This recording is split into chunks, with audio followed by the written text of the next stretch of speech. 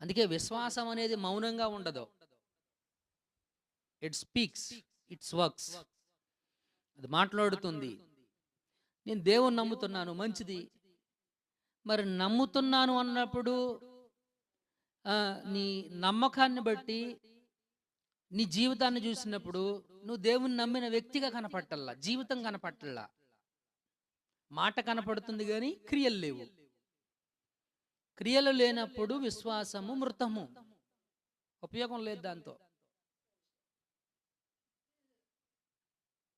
క్రియలు లేనప్పుడు అటువంటి విశ్వాసం వల్ల ఉపయోగం ఏమీ లేదు.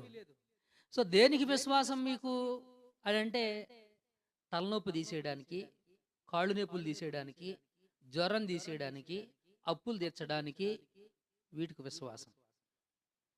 ఈ పనికి మాలిన పనులు దేవుడు చెయ్యడు.